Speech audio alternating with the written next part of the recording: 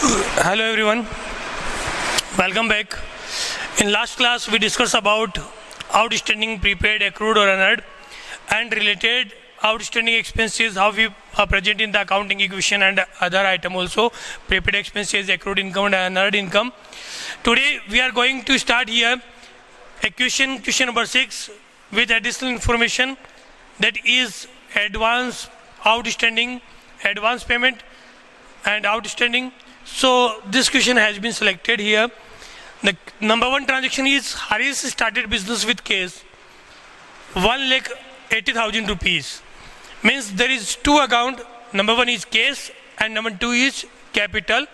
The amount of case is 180 and same amount with the capital 180.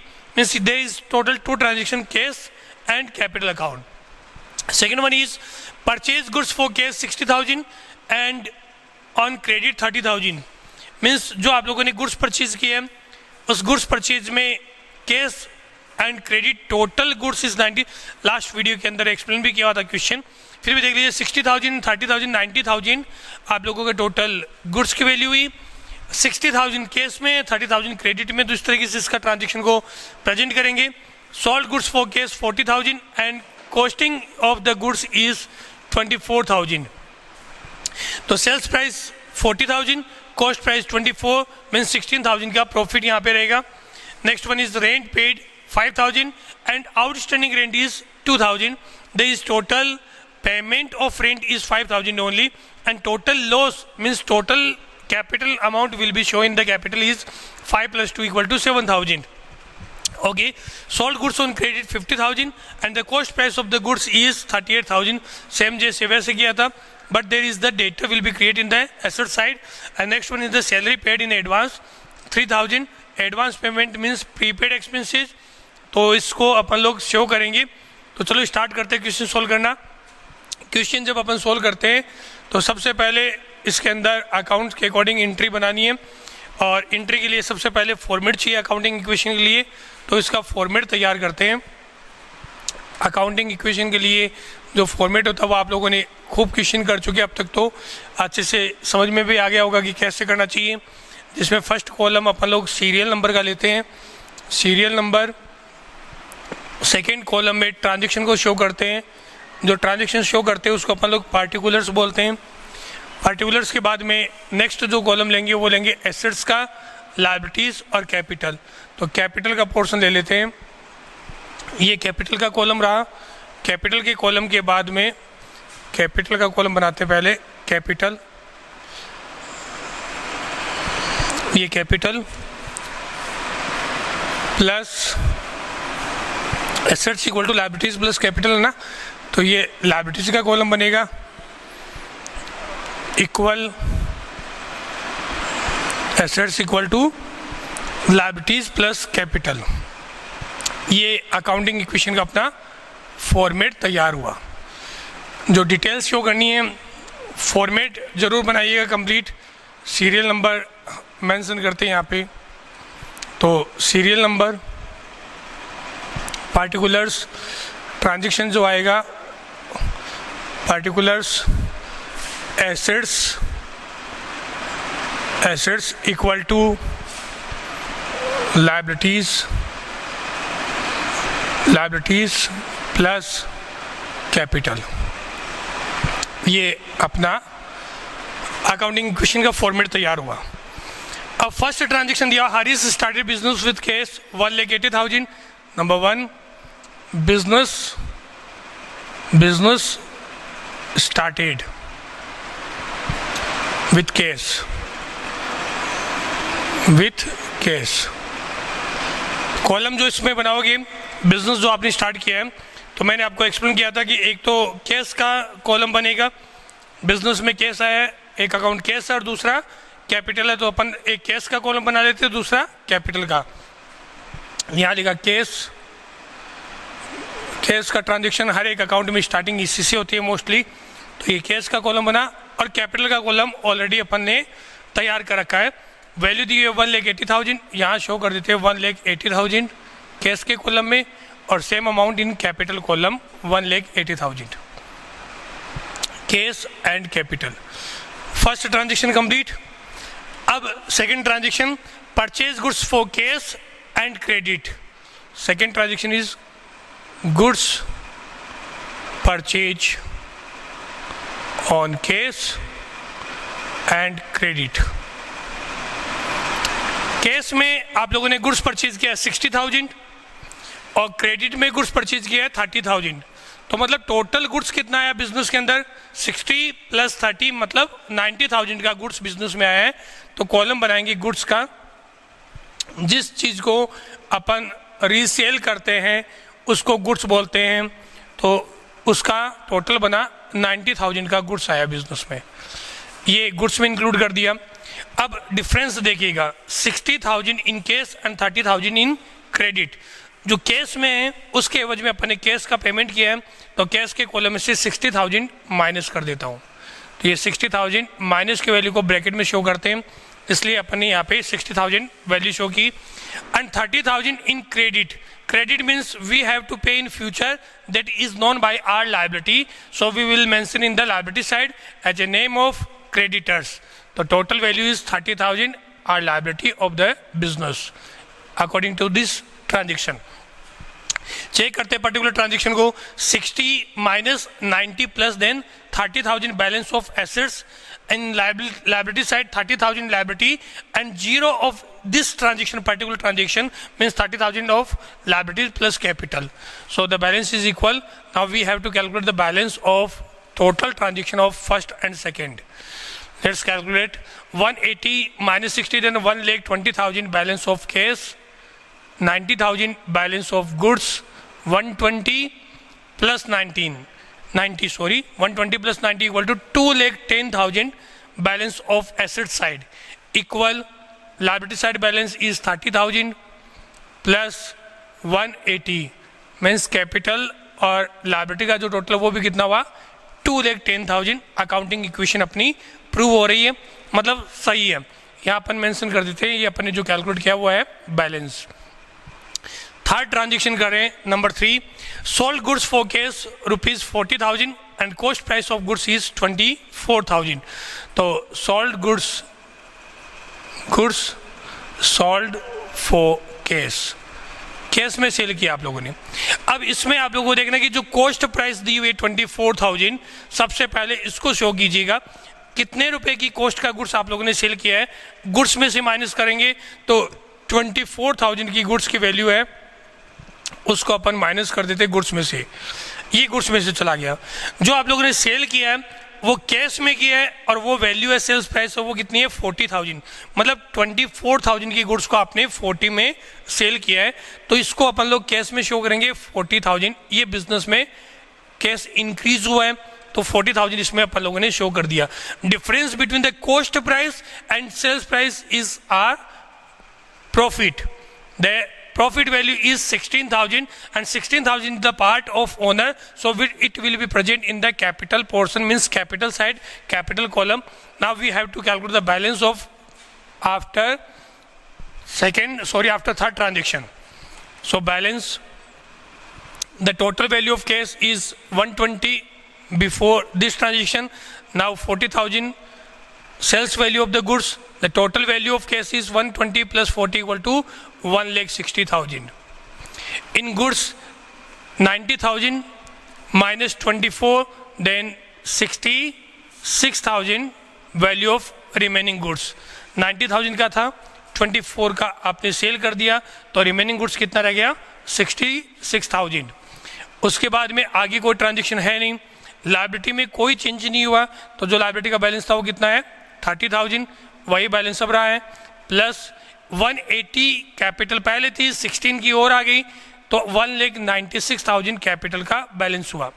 Accounting equation कहती है कि assets equal to liabilities plus capital. So we have to calculate the total of assets 160 plus 66 then 2,26,000 assets का total हुआ 226.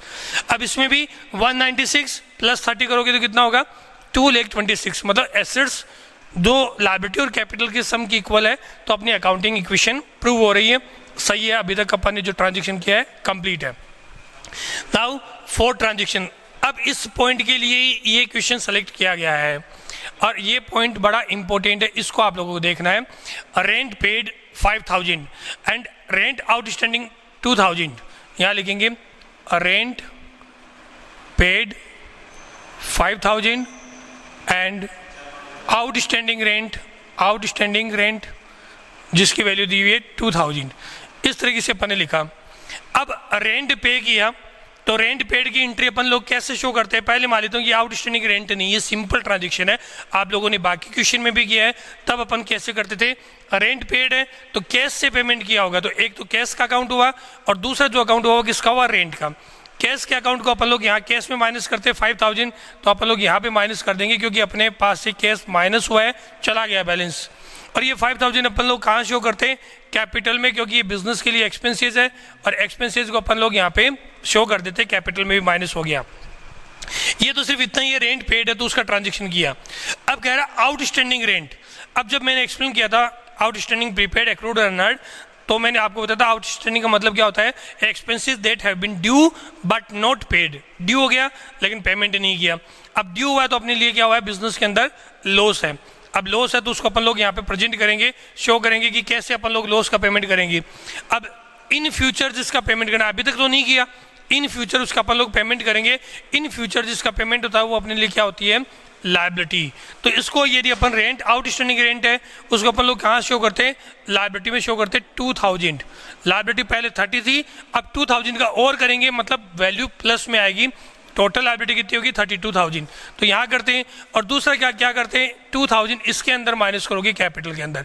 तो मतलब ये जो दो ट्रांजेक्शन किए आप लोगों ने, ये तो किए फर्स्ट वाले किए 5000 माइनस एंड 5000 माइनस, और सेकंड किया आउटस्टैंडिंग रेंट, उसका क्या किया 2000 in liability side and 2000 in capital side.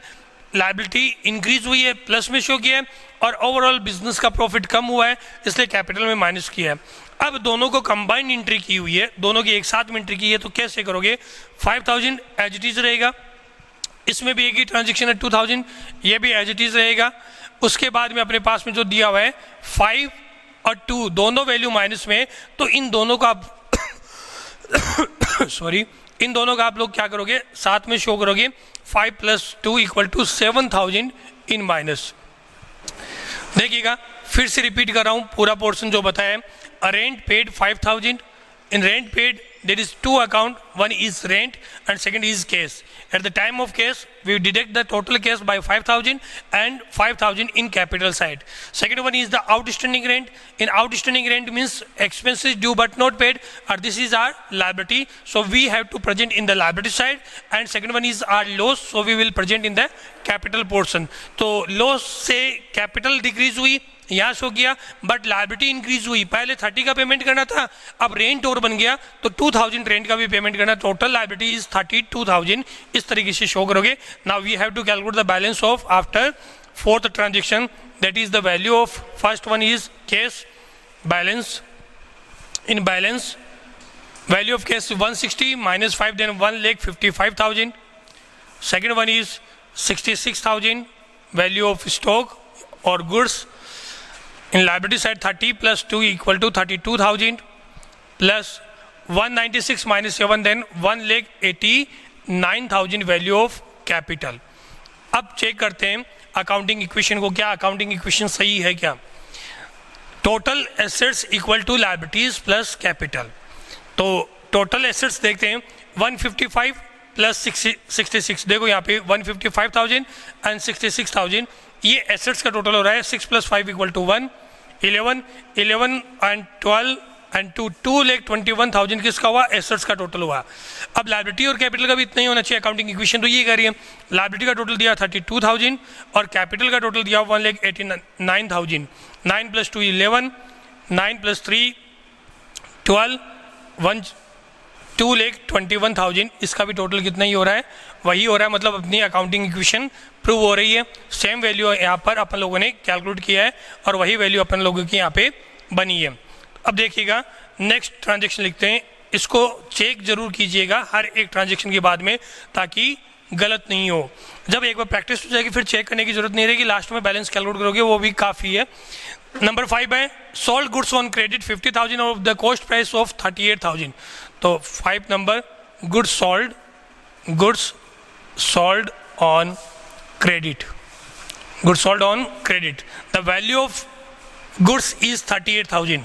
So first we have to present the cost price in the goods column.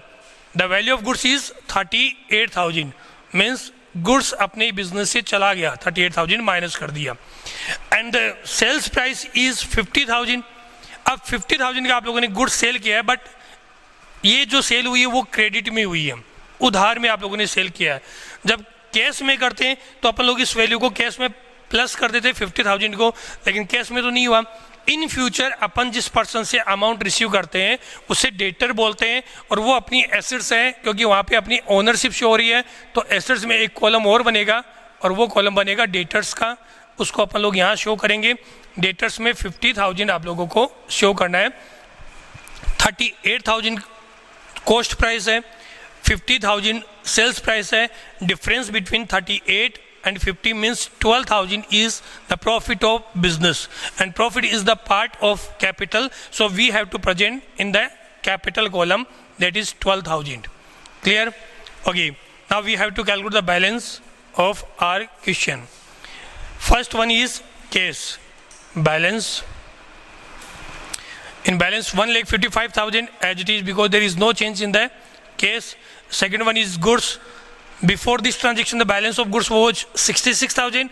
Now after deduction of 38,000 the value will be 28,000. 38 plus 8 46, 46 plus 20 66. And there is the balance of debtor is 50,000 equal liability is 32,000. And capital before this transaction capital was 1,89,000. Now the 12,000 will be increased. 9 plus 2 equal to 11, and 8 2,01,000 of the capital value. The total of liabilities and capital is 2,01,000 plus 32 means 2,33,000. Capital का और liabilities का total कितना हुआ? 2,33,000. Same ऐसे ही इसका भी check करना है. 155 प्लस 50 2,05,000. 2,05,000 प्लस 28 में 5 प्लस करोगे कितना होगा? 2,33,000. मतलब एसेट्स का टोटल भी कितना हुआ? 233. एसेट्स और लायबिलिटीज और कैपिटल का सम इक्वल है. मतलब अभी तक का जो क्वेश्चन किया वो बिल्कुल करेक्ट है. ऐसे आंसर चेक करते हुए चलना है. अब लास्ट ट्रांजेक्शन इसका salary paid in advance, prepaid salary. क्या बोलोगे इसको? Prepaid salary. प्रीपेड का मतलब बताया था कि आप लोगों का एक्सपेंसेस ड्यू नहीं हुआ, लेकिन आप लोगों ने क्या कर दिया? उसका पेमेंट कर दिया. एडवांस में पेमेंट किया है. Expenses paid but not due. अब मान लीजिएगा कि मैं स्कूल में वर्क कर रहा हूँ, मैंने इस महीने के वर्क नहीं किया लेकिन मुझे सर ने सैलरी दे दी, तो वो एडवांस में मैंने सैलरी रिसीव की, मेरे लिए अनअर्न्ड इनकम है. स्कूल के अकॉर्डिंग अपन बात करें तो वो क्या होगा? Prepaid expenses. अब स्कूल वाला उस पर अपनी ओनरशिप शो करेगा. जहाँ ओनरशिप शो होती है वो क्या होती है? एसेट्स. तो प्रीपेड क्या होती है? अपनी एसेट्स. तो यहाँ लिखोगे प्रीपेड सैलरी. एसेट्स के कॉलम में प्रीपेड सैलरी, ये कॉलम बनाया. अब प्रीपेड सैलरी है कितनी टोटल? 3,000. तो एक तो बनेगा 3,000 में सैलरी, प्रीपेड सैलरी अपनी इंक्रीज हुई 3,000. इसके एवज में कैश का पेमेंट किया है, तो कैश में से आप लोग क्या करोगे? 3,000 को माइनस करोगे. इफेक्ट आएगा यहाँ प्रीपेड सैलरी है वो कितनी है? 3,000. इफेक्ट आएगा वो देखिएगा दोनों एसेट्स के कॉलम में. एसेट्स पहले तो माइनस हुई फिर प्लस हुई, मतलब 0. तो बैलेंस वही रहेगा जो पहले का था, एज इट इज बैलेंस चलेगा. 1,55,000 minus 3,000, then balance is 1,52,000. 28,000, 50,000, 3,000 equal liability is 32,000 because there is no additional information in liability and capital also. 2,01,000. ये आप लोगों की इन्फॉर्मेशन के अकॉर्डिंग, जैसा इन्फॉर्मेशन आप लोगों को दी हुई है वैसे अपन लोगों ने इस क्वेश्चन को कंप्लीट किया. लास्ट में आप लोग इस क्वेश्चन के अकॉर्डिंग वैल्यू चेक कर सकते हो, जिसमें आप लोगों को कैश का बैलेंस 152 है, स्टॉक 28,000 है, डेटर 50, प्रीपेड एक्सपेंसेस जो आप लोगों को प्रीपेड सैलरी के नाम से मेंशन किया हुआ है 3,000, लायबिलिटी का है जिसमें क्रेडिटर्स की वैल्यू 30,000 है और आउटस्टैंडिंग 2,000, दोनों को टोटल करके अपन ने साथ में लिखा है 32,000, और कैपिटल की वैल्यू जो दी हुई है वो दी हुई है 2,01,000. इस तरीके से अपन लोग आंसर को कंप्लीट करते हैं. आंसर इस क्वेश्चन का कंप्लीट हुआ. इस क्वेश्चन को एक्सप्लेन करने के पीछे मेन रीजन जो था वो ये था कि अपन लोगों को देखना था कि क्वेश्चन में क्या कहीं कोई इन्फॉर्मेशन तो नहीं है। यदि आउटस्टैंडिंग प्रीपेड एक्रूड और अनअर्ड का एडजस्टमेंट करना था तो वो एडजस्टमेंट कैसे करना था, ये सारी डिटेल अपन लोगों ने यहाँ पे चेक की है। मेजर पोर्शन यहाँ था आउटस्टैंडिंग, प्रीपेड, एक्रूड और अनअर्ड, इन चारों पोर्शन को समझाना था। यदि ये पोर्शन इस क्वेश्चन में समझ में नहीं आया आप लोगों को तो पहले वाला जो प्रीवियस जो आप लोगों को लेक्चर डाला हुआ है, वीडियो है, उस वीडियो को जरूर देखना, क्योंकि वहाँ पे कंप्लीट डिटेल में आउटस्टैंडिंग, प्रीपेड, एक्रूड और अनअर्ड का एक्सप्लेनेशन किया हुआ था। आज के लिए बस इतना ही। Thank you, have a nice day.